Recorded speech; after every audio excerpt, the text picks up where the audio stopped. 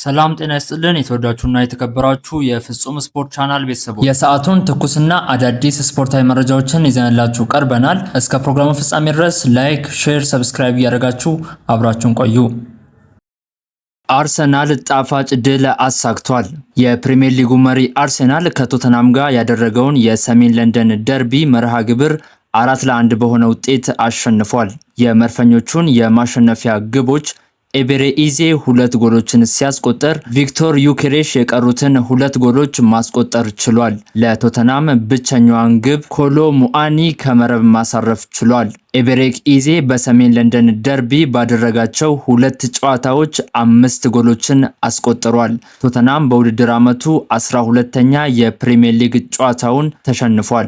በሊጉ የደረጃ ሰንጠረዥም አርሴናል 61 ነጥቦችን በመያዝ የመጀመሪያ ደረጃውን ሲያስጠብቅ ቶተናም 29 ነጥቦችን በመያዝ 16ኛ ደረጃ ላይ ተቀምጧል። በቀጣይ መርሃ ግብርም እሁድ አርሴናል ከቼልሲ ጨዋታቸውን የሚያደርጉ ሲሆን በተመሳሳይ ቀን ፉልሃም ከቶተናም ጨዋታቸውን የሚያደርጉ ይሆናል። ናፖሊ በሴሪያው ከአትላንታ ጋር ያደረገውን ጨዋታ 2-1 በሆነ ውጤት ተሸንፏል። የአሰልጣኝ አንቶኒዮ ኮንቴ ቡድን ናፖሊ መሸነፉን ተከትሎ ከሴሪያው መሪነት ቦታ ለመራቅ ተገዷል። ናፖሊ በአሁኑ ሰዓት ከኢንተር ሚላን በ14 ነጥቦች በመራቅ 3ኛ ደረጃ ላይ ተቀምጠዋል። አትላንታ በበኩሉ በ45 ነጥቦች 7ኛ ደረጃ ላይ ይገኛል።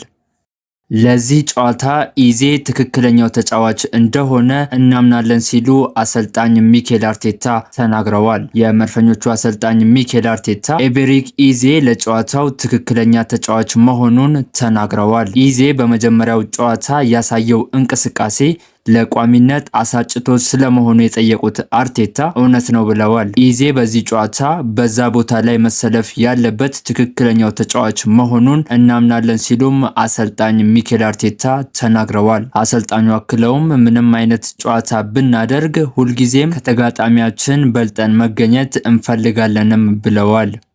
ሊቨርፑል ወሳኝ ድል አሳክቷል። በፕሪሚየር ሊግ መርሃ ግብር ሊቨርፑል ከኖቲንጋም ፎረስት ጋር ያደረገውን ጨዋታ 1-0 አሸንፏል። የሊቨርፑልን የማሸነፊያ ግብ ማክ ክሊስተር በመጨረሻ ደቂቃ አስቆጥሯል። ኖቲንጋም ፎረስት ያለፉትን 4 የፕሪሚየር ሊግ ጨዋታዎች ማሸነፍ አልቻለም። በሌሎች ጨዋታዎች ፉልሃም ሰንደርላንድን 3-1 ሲያሸንፍ፣ ክሪስታል ፓላስ ወልቭስን 1-0 በሆነ ውጤት ማሸነፍ ችሏል። በሊጉ የደረጃ ሰንጠረዥም ሊቨርፑል 45 ነጥቦችን በመያዝ 6ኛ ደረጃ ላይ ሲቀመጥ ኖቲንጋም ፎረስት 27 ነጥቦችን በመያዝ 17ኛ ደረጃ ላይ ተቀምጧል። በቀጣይ መርሃ ግብርም ቅዳሜ ሊቨርፑል ከዌስትሃም ጨዋታቸውን የሚያደርጉ ሲሆን እሁድ ብራይተን ከኖቲንጋም ፎረስት ጨዋታቸውን የሚያደርጉ ይሆናል።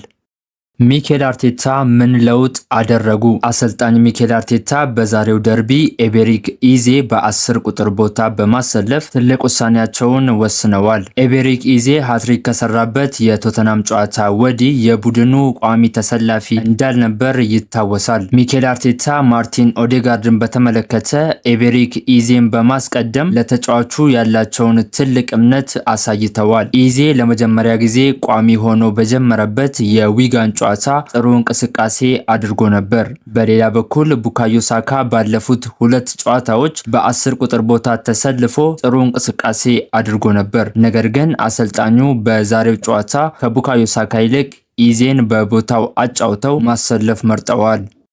የሁለቱ ክለቦች እርስ በርስ ግንኙነት ምን ይመስላል? አርሴናል ከቶተናም ከ1896 ጀምሮ የተመዘገበ የረጅም ጊዜ የእርስ በርስ ግንኙነት አላቸው። በዚህ የረጅም ጊዜ ታሪክ በተገናኙባቸው ጨዋታዎች አርሴናል ብዙ ጊዜ በማሸነፍ የበላይነቱን ይወስዳል። አርሴናል 90 ጨዋታዎች ሲረታ፣ ቶተናም ደግሞ 67 አጋጣሚዎችን አሸንፎ መውጣት ችሏል። ሁለቱ ክለቦች 55 ጊዜ ጨዋታቸውን በአቻ ውጤት አጠናቀዋል። የመጨረሻ ጨዋታቸው ምን ይመስል ነበር? ሁለቱ ክለቦች ለመጨረሻ ጊዜ ሲገናኙ ኤቤሬች ኢዜ ሃትሪክ በመስራት በአርሴናል ማሊያ የማይረሳ ጊዜ አሳልፎ ነበር። አርሴናል 4-1 ባሸነፈበት ጨዋታ ቀሪውን የአርሴናል ግብ ትሮሳርድ፣ ለቶተናም ደግሞ ሪቻርልሰን ነበሩ ግቦቹን ያስቆጠሩት። ሊቨርፑል ከዚህ በኋላ የሳላ ቡድን አይደለም። የቀድሞ የሊቨርፑል ተጫዋች ጄሚ ካራገር ቡድኑ ከዚህ በኋላ የመሐመድ ሳላ ቡድን አለመሆኑን ገልጿል። ቡድኑ ከዚህ በኋላ የመሐመድ ሳላ አይደለም፣ አሌክሳንደር አይዛክ እና ቨርትስ አሉ ሲል ጄሚ ካራገር ተናግሯል። ስለ ዛሬው ጨዋታ አስተያየት የሰጠው የቀድሞ ተጫዋቹ ሊጉ ገና ረጅም ቢሆንም ለሊቨርፑል ለሻምፒዮንስ ሊግ ተሳትፎ ቦታ ትልቅ እድል ነው ብሏል። ለ3 ነጥብ እንጫወታለን ሲሉ ቪቶር ፔሬራ ተናገሩ። የኖቲንጋም አሰልጣኝ ቪቶር ፔሬራ ቡድናቸው ለሊቨርፑል ጨዋታ ለ3 ነጥብ እንዲፋለም አሳስበዋል። ዛሬ እስከ መጨረሻ ደቂቃ የሚፋለምና ለ3 ነጥብ የሚጫወት ቡድን ማየት እፈልጋለሁ ሲሉ አሰልጣኝ ቪቶር ፔሬራ ተናግረዋል። አሰልጣኙ አክለውም መደራጀት አለብን ያሉ ሲሆን ስንከላከል በጋራ መከላከልና የአንድ ለአንድ ግንኙነቶችን ማሸነፍ አለብንም ብለዋል። የማድሪዱ ተጫዋች ጉዳት አጋጠመው። የሪያል ማድሪዱ የመሃል ሜዳ ተጫዋች ዳኒ ሴባዮስ በትላንት ምሽቱ ጨዋታ ጉዳት እንዳጋጠመው ተገልጿል። ስፔናዊው አማካይ ዳኒ ሴባዮስ በቀኝ እግሩ ላይ የጡንቻ ጉዳት እንዳጋጠመው መረጋገጡን ክለቡ በይፋ አስታውቋል። ይህንንም ተከትሎ ዳኒ ሴባዮስ ከጉዳቱ አገግሞ ወደ ሜዳ ለመመለስ እስከ 7 ሳምንት ጊዜ ሊወስድበት እንደሚችል ተገልጿል።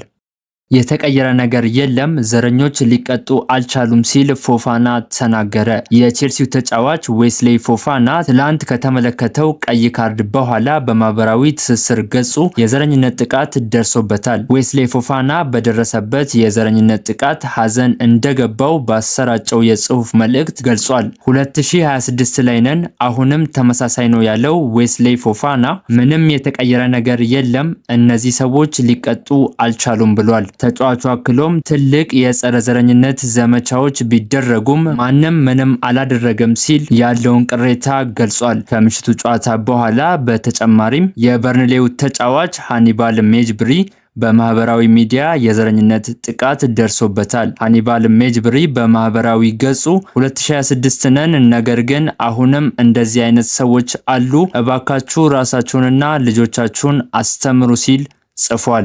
ለሰዓቱ ያጠናከርናቸው ዜናዎች እነዚህን ይመስላሉ። አብራችሁን ስለቆያችሁ ከልብ አድርጌ አመሰግናለሁ። መልካም ቀን ተመኘውላችሁ።